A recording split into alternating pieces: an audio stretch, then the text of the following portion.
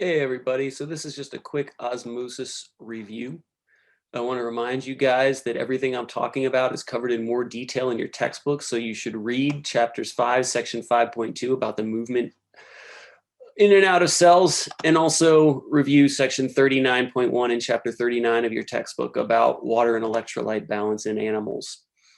And lastly, don't forget that there's a Canvas quiz that corresponds to this lecture, and be sure to finish that Canvas quiz by the posted deadline.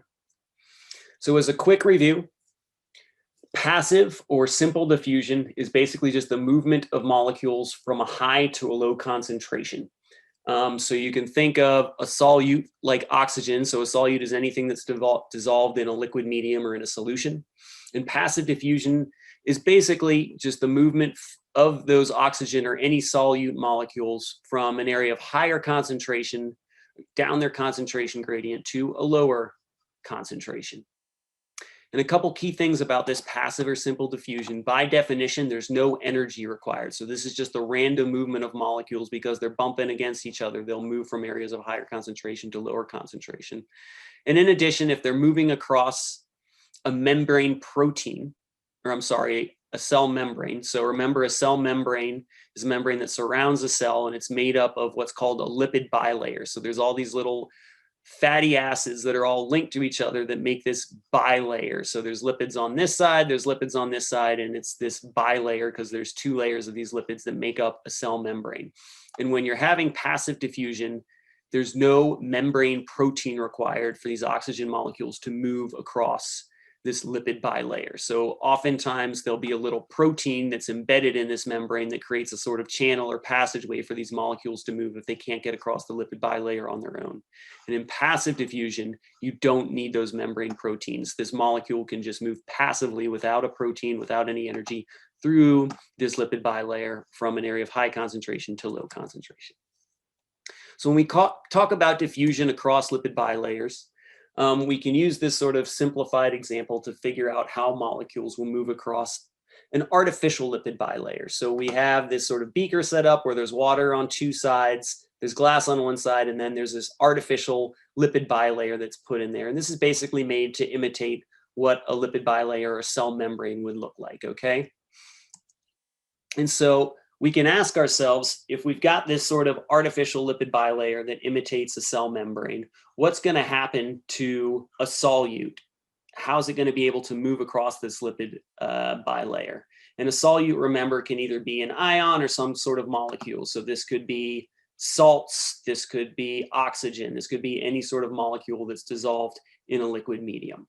And there's basically two alternatives. One, some solutes can cross that membrane passively, and some solutes can't cross that membrane passively. So let's figure out what goes on for those different types of solutes. So let's look at what's going to happen with a solute that can cross the membrane. So here we're looking at actually two solutes. On this side, we've got this purple molecule that represents solute number 1, and we've got this round white molecule that represents solute number 2.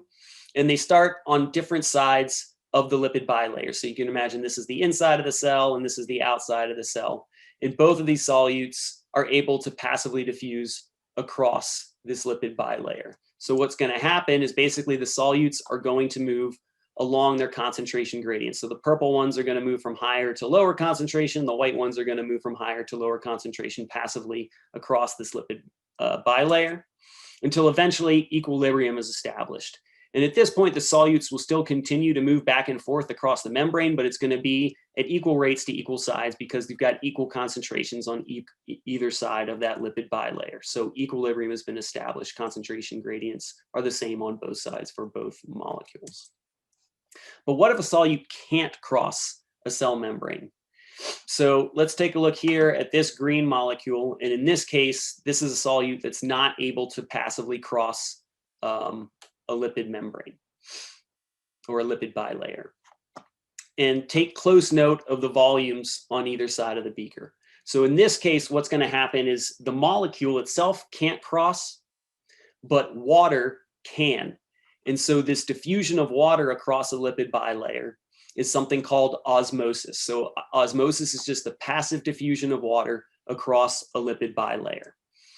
And what's going to happen is through this process of osmosis, water is going to move from a region of low solute concentration to a region of higher solute concentration to allow the system to reach equilibrium. In other words, the solutes have an equal concentration on both sides, but the solutes themselves don't have to move across the cell membrane or across this lipid bilayer. And so osmosis is going to push water, or water is naturally going to push to this other side to create an equal concentration of the solute on both sides. Okay, so when we're thinking about this process of osmosis and sort of cells in the environment that they're in, you can think about a cell here with its lipid bilayer in a solution. And you can have different types of solutions. Remember that hyper means high, hypo means low. And so in this case, we have a cell that's in a hypertonic solution. So the solution is hypertonic relative to the cell. And what that means is that the surrounding solution has a higher solute concentration than we see inside the cell. So these little green dots represent some sort of salt or something like that that's dissolved in the environment, or the solution in the environment. And you can see that there's a higher concentration of that solute in the environment than there is within the cell. And so this is considered to be a hypertonic solution relative to the cell. And what happens is, if this solute is unable to move across this lipid bilayer, water is going to naturally move through osmosis out of this cell to make the concentration inside the cell match the concentration outside the cell, so to establish equilibrium. So what's going to happen is, if that solute can't cross the membrane, water is going to rush out, and that cell's going to shrink.